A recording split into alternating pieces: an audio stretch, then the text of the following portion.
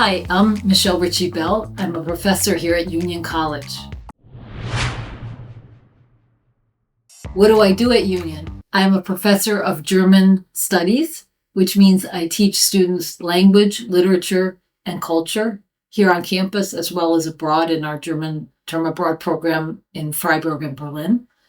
I also am chair of the Modern Languages Department, which means I am also in charge of a lot of the bureaucratic work and contact with the administration as far as our programming goes in German, but also with French, Japanese, Chinese, and Russian.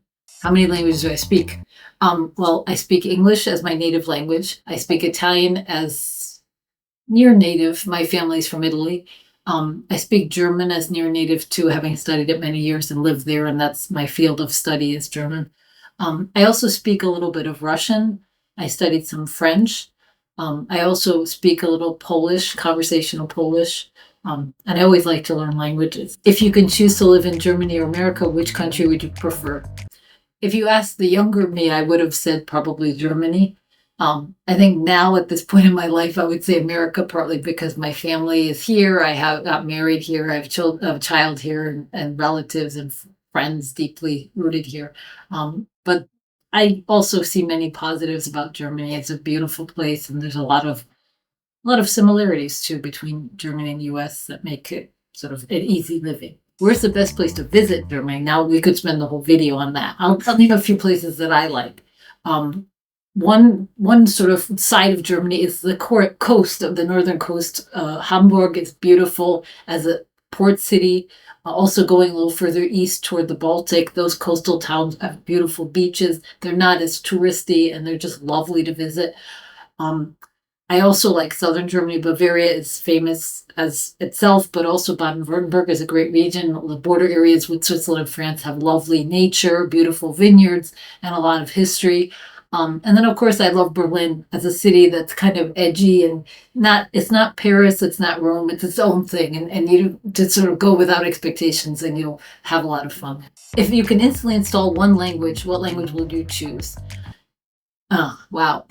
I can think of at least three, and they're all difficult languages for a native English speaker to learn. It would be Japanese, Chinese, and Arabic. Period. What did you study at university, and what was your college experience like? At university, I have two degrees. I have a degree in German studies and also in economics. I did a double major, and that was at Columbia University. I graduated in 1993, so you can figure out my age. I'm 55. My college experience was wonderful. I was in the city. I was in Manhattan. It was lively. There were so many things to partake of in the city that were related to our studies. It was a great cross-section of students and professors there, and a lot of people came to speak because of the location. We had wonderful speakers.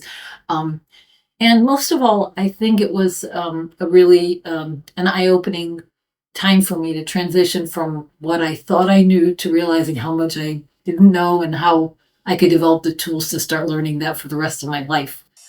Why did you become a professor and teach German? Well, probably because of some of the mind-blowing people I met in college. But mind-blowing isn't the word I would pick for them, but I met wonderful professors, both in the economics department and in the German department at Columbia. And I actually left college thinking I was going to go do business partly in Germany. That was my original plan. And I reached out to my professors in German from Columbia after I graduated and asked them what they thought about it, if they had connections or thoughts. And they encouraged me to actually apply to German studies programs, which was, in hindsight, such a weird advice because I wasn't saying I want to get a PhD, but they thought I would be good at it and they encouraged me. So that's part of what encouraged me. And then I also love languages. I grew up in a household where we spoke two languages, Italian and English. My mother taught us Italian as well because we were in the States, but she was my first language teacher and cultivated in us a love of cultures and languages well beyond our own. What is my favorite German phrase and why? There are many wonderful phrases. The one that comes to mind that I use a lot, just even in my home, such that my husband who speaks no German uses it too, is wenn schon, denn schon. And that means if we're going to do it, let's do it up grand. So if we're going to go out to a restaurant, let's go for the best. If we're going on a trip, let's stay in a really nice hotel. That's kind of the idea of Densha. What is the benefit of learning German in liberal arts college? There are practical benefits, of course, like gaining proficiency for future jobs. It opens up fields of industry that have strengths in Germany, in technology and business, also law and sciences. There are also other benefits that I think sometimes get forgotten, but they're very great, is the study of culture, gaining intercultural competence regarding German and German speaking countries. I think learning German, really like learning any other foreign language, it allows you to build confidence in communication and understanding differences among people, having teamwork, working on tough tasks like German grammar for English speakers isn't so easy sometimes, but overcoming those challenges and learning to get comfortable with not necessarily doing everything perfectly right away, but gaining proficiency. So I think for all those reasons, it's a really great thing to study. And also it makes you stand out too, I would say. There's certain languages that are more widely spoken in states that are certainly worth learning, like Spanish and French, but I think it's one of those languages that's useful, but because it's challenging, it's less pursued, so it can help you stand out. What do you see as the connection between scientific fields such as engineering and learning language? Well, I see a huge connection if I focus on German alone, but it's not only German.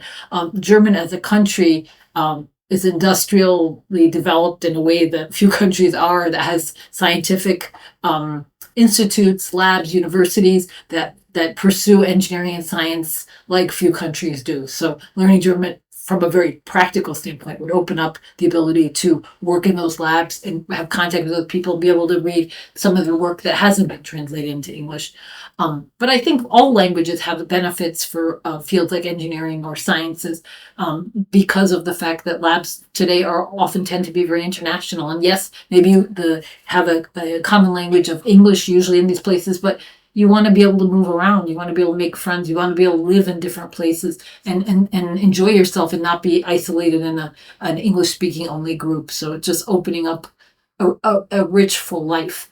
And then also as a balance to those fields too, being able to study literature and art and other kinds of things in the ways that in ways that complement the kinds of learning that take place in the science. What do I like about Union? I've been here for about 20 years. There are many things I like about Union. I love my colleagues. I've learned a lot from them. I've grown a lot from them.